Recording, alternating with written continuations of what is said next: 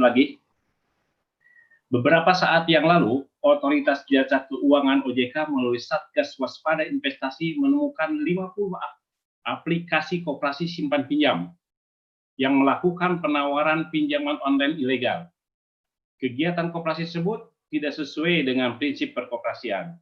Kemudian, Satgas Waspada Investasi bersama Kemenkop dan UKM sepakat untuk menindaklanjuti temuan ini dengan meminta Kementerian Komunikasi dan Informatika untuk menutup 50 aplikasi pinjaman online KSP tersebut. Sahabat Forum, mungkin bertanya sampai sejauh mana kewenangan OJK melalui Satgas Waspada Investasi melakukan pengawasan terhadap usaha simpan pinjam dan pembiayaan koperasi. Yang perizinan dan pengawasan berada di Kementerian Koperasi, atau rambu-rambu apa sih yang tidak boleh sebenarnya dilakukan oleh usaha simpan pinjam sehingga tidak menjadi objek pengawasan Satgas pengawasan OJK. Berikut ini adalah sosok yang sedang viral terkait waspada investasi. Tidak terkecuali di kalangan koperasi dan BMT. Beliau adalah Ketua Satgas Pengawasan Waspada Investasi OJK. Mari kita sambut Bapak Tongam Lumban Lubing. Beliau akan berbagi dengan kita terkait ruang lingkup dan batasan pengawasan Satgas Waspada Investasi OJK. Saya persilakan Bapak Tongam Lumban Tobing. Terima kasih Pak atas kesempatan yang diberikan. Assalamualaikum warahmatullahi wabarakatuh. Waalaikumsalam. Yang kami hormati Pak Prof. Ruli, Pak Agus Santoso, rekan-rekan dari Kemenkop, rekan-rekan dari Pinbuk, dan peserta seminar yang tidak bisa kami sebut satu persatu hari ini. Terima kasih atas kesempatan yang diberikan. Beberapa waktu lalu memang ada siaran pers Satgas Waspada Investasi yang menemukan aplikasi di Play Store. Jadi bukan koperasi sebenarnya, aplikasi yang dimiliki koperasi yang memang ada irisan-irisan seperti fintech peer-to-peer lending. Jadi kami bisa sampaikan bahwa bukan koperasinya yang kita katakan ilegal, tetapi yang kita awasi adalah bagaimana keterkaitan antara fintech lending yang saat ini sangat marak dengan banyaknya KSP, KSPPS yang mencoba juga melakukan peruntungan di aplikasi Play Store untuk melebarkan sayap dengan memberikan pinjaman kepada non-anggotanya. Namun demikian, pada saat klarifikasi kami dengan Kemenkop, sebelum kami lakukan siaran pers, itu memang menjadikan siaran pers itu terjadi. Setelah itu kita kemudian bahas dengan Kemenkop dan ada 35 koperasi yang memang melayani anggota sendiri. Jadi bukan koperasinya, kelembagaan koperasinya, tapi adalah aplikasi yang memang mirip-mirip ada irisan dengan fintech lending. Nah, hari ini kami akan menyampaikan bagaimana kita sebenarnya menguatkan BMT KSPPS ini secara kelembagaan dan bagaimana mereka comply dengan peraturan yang ada. Lanjut, kalau kita bicara mengenai BMT ini memang lebih ada bersifat sosialnya daripada komersilnya, walaupun komersilnya ada. Jadi lembaga keuangan yang menghimpun dana dan menyalurkan dana kepada masyarakat. Sedangkan KSPPS merupakan koperasi simpan pinjam juga yang dilakukan dengan prinsip-prinsip syariah. Kalau kita lihat kegiatan-kegiatan ini, ada batasan di Undang-Undang Perbankan yang mengatakan bahwa semua kegiatan penghimpunan dana masyarakat wajib terdaftar dulu di Bank Indonesia, sekarang di OJK.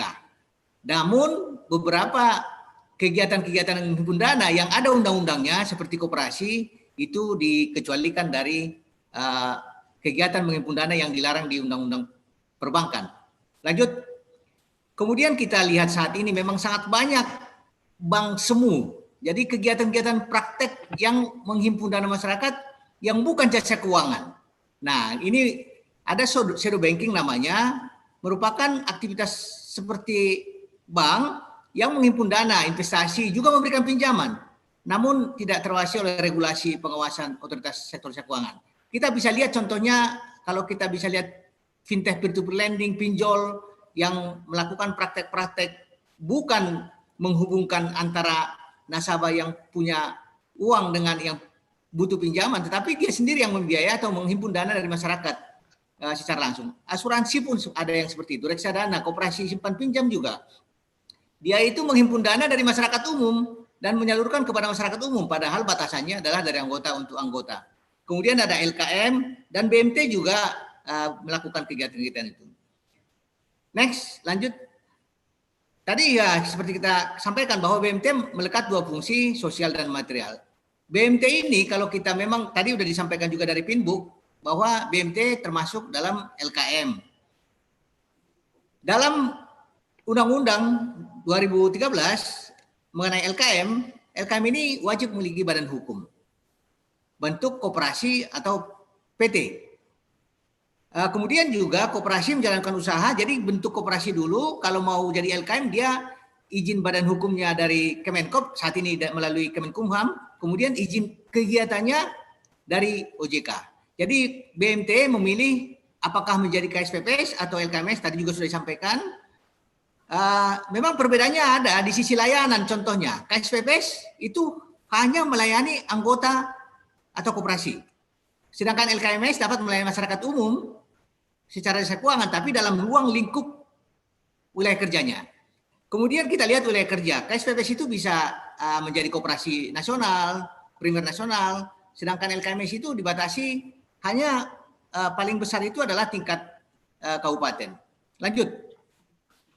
Kemudian kita lihat di lembaga keuangan mikro. Lembaga keuangan mikro ini memang khusus didirikan untuk memberikan jasa pengembangan usaha, pemberdayaan masyarakat melalui pinjaman dan pembiayaan skala mikro. Jadi memang dia terbatas pada kegiatan-kegiatan yang bersifat mikro.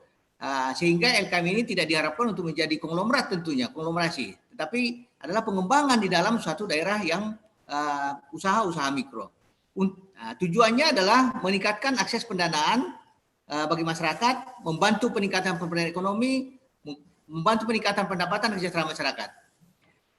Kemudian juga bahwa LKM ini sama seperti BMT, tujuannya tujuan sosial sebenarnya, yang juga ada untuk mencari keuntungan di sana, karena dia harus menjaga kelangsungan kegiatan usahanya. Lanjut. Ini perizinan LKM, mungkin Bapak Ibu dari Pinbook sudah sangat memahami bahwa izin LKM ini dari OJK. Syaratnya juga ada di Undang-Undang 1 2013, kemudian kalau LKMS wajib mempunyai Dewan Pengawas Syariah, cakupan wilayahnya bisa desa, kelurahan, kecamatan, atau kabupaten.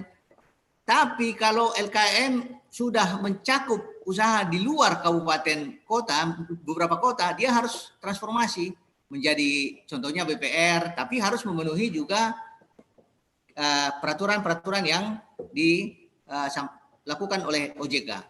Lanjut.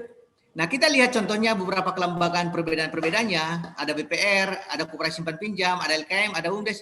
Ini semua melayani masyarakat, terutama usaha-usaha mikro. Jadi atau usaha-usaha masyarakat yang berada di daerah pedesaan atau kecamatan. BPR itu izinnya dari OJK, badan hukumnya bisa perusahaan daerah, koperasi, PT, atau bentuk lain. Kemudian pembinaannya OJK, pengawas OJK, nasabah lain masyarakat umum. KSP itu dari Kemenkop izinnya, kemudian badan hukumnya koperasi, pembinaan dan pengawasan Kemenkop UKM, dan nasabah adalah anggota atau calon anggota maksimum 3 bulan, koperasi dan anggota koperasi lain.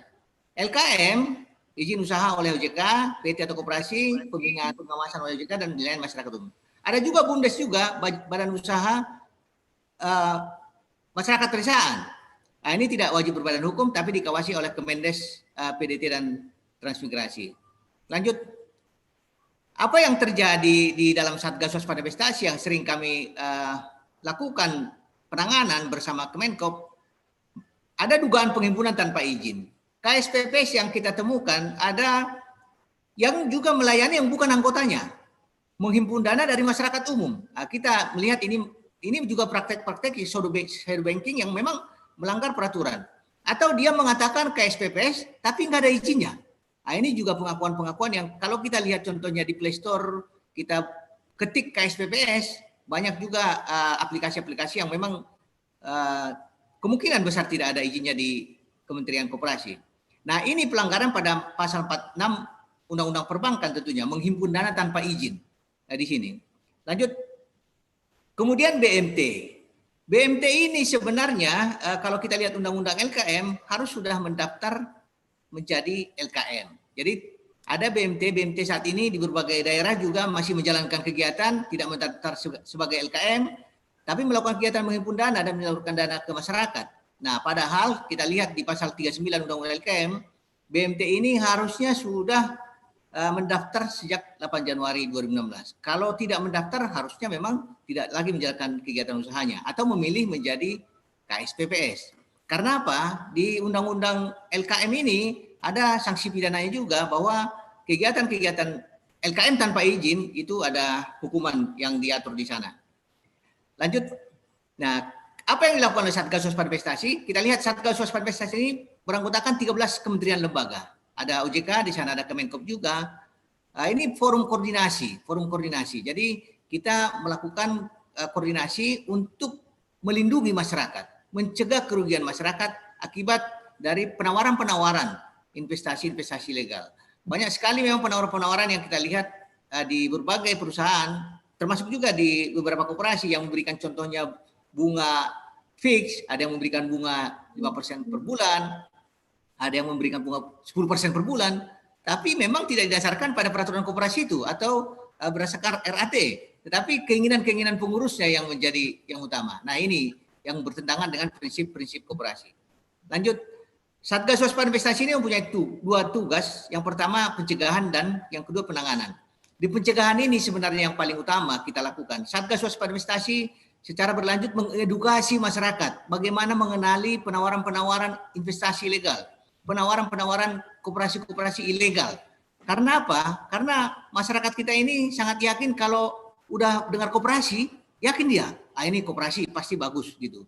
Jadi orang saat ini banyak sekali menipu dengan koperasi. Kita lihat contohnya di NTT, di Bali, di berbagai daerah, mereka mengatasnamakan koperasi, padahal bukan koperasi.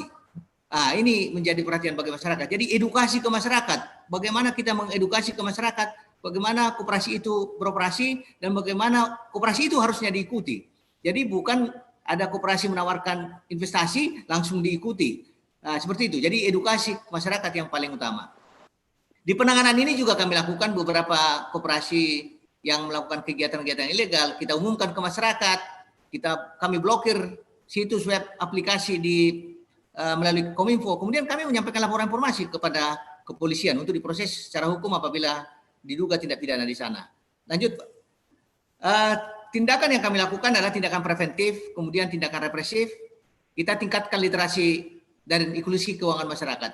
Nah, ini juga pernah kami diskusikan juga dengan teman-teman di Kemenkop bahwa kita itu memang harus mempunyai data juga bagaimana tingkat literasi koperasi masyarakat Indonesia. Jadi sejauh mana sebenarnya masyarakat Indonesia mengetahui koperasi secara benar ya? Karena ada juga orang yang ikut koperasi tapi dia tidak memahami esensi koperasi. Jadi kita literasinya bukan hanya inklusinya. Jadi literasinya seperti apa? Sehingga bisa punya strategi penipuan-penipuan koperasi itu bisa kita lebih cegah sebenarnya. Dengan pengetahuan masyarakat kita makin tinggi, kita lihat tingkat literasi masyarakat terhadap koperasi, ini bisa mengurangi masyarakat kita yang dirugikan koperasi. Jadi kegiatan-kegiatan kita perkuat Satgas, kemudian kita wajibkan kegiatan-kegiatan ilegal ini menjadi kegiatan yang legal dengan mendaftar ke otoritas yang bersangkutan, kita publikasi kegiatan-kegiatan ilegal, kemudian represif memang secara berkala kami dengan Kemenkop juga melakukan kegiatan-kegiatan untuk menghindari masyarakat akses kepada koperasi-koperasi yang ilegal ini karena sangat merugikan masyarakat. Lanjut, di sini ada beberapa memang koperasi yang pernah ditangani Satgas dan juga ditangani di kepolisian. Kita lihat contohnya KSPPS BMT CSI Syariah Sejahtera di Cirebon, Madani Nusantara di Cirebon juga yang memberikan bunga 5% per bulan, kemudian Pandawa Mandiri Group yang memberikan bunga 10% per bulan, kemudian KSP WN Sukses yang berkedok seperti lembaga pendidikan yang mengumpulkan dana dari masyarakat, kemudian ada Koperasi Syariah Pesantren Entrepreneur, next kemudian ada BMT Berlian Buton, Bank Wan Syariah, dan banyak lagi sebenarnya. Nah, ini menggambarkan bagi kita bahwa koperasi ini diminati oleh masyarakat. Tetapi masyarakat kita belum paham secara menyeluruh ya, bagaimana mereka akses kepada koperasi.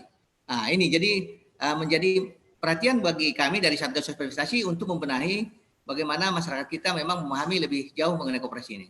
Di samping itu juga memang kita sangat concern terhadap pengembangan koperasi. Kalau kami sendiri dari Satgas Waspada Investasi mengharapkan koperasi ini menjadi berkembang seiring dengan kemajuan teknologi informasi saat ini. Karena bagaimanapun juga akses masyarakat terhadap koperasi KSPPS atau LKMS ini bisa dijembatani dengan kemajuan teknologi informasi saat ini sehingga berkembang dengan inovasi-inovasi produk-produk baru tentunya. Jadi kita harapkan LKMS dan KSPPS ini bisa berkembang untuk lebih meningkatkan kesejahteraan masyarakat. Demikian Bapak Ibu, wassalamualaikum warahmatullahi wabarakatuh. Terima kasih Bapak Dr. Tongam yang telah memberikan penjelasan yang begitu gamblang buat kita semua. Jadi sahabat forum, tadi kita sudah dengarkan paparan dari Bapak Tongam selaku Ketua Satgas Waspada Investasi. Sudah jelas dan sudah gamblang. Beliau telah menggambarkan batasan dan ruang lingkup pengawasan yang menjadi kewenangan tim di OJK itu sendiri, khususnya di Satgas. Di antaranya adalah ternyata yang diawasi bukan koperasinya, tetapi praktek pinjaman online yang bukan kepada anggota koperasi itu sendiri. Yang kedua, menghimpun dana bukan dari anggotanya. Yang ketiga, menerapkan bunga atau bagi hasil ternyata bukan hasil keputusan RAT, tetapi hanya keinginan dari segelintir pengurusnya. Jadi bagi teman-teman BMT, KSPPS, sesungguhnya tidak harus khawatir dengan pelaksanaan ini, karena selagi menjalankan sesuai dengan aturan, itu akan berjalan dengan lancar. Baik, mari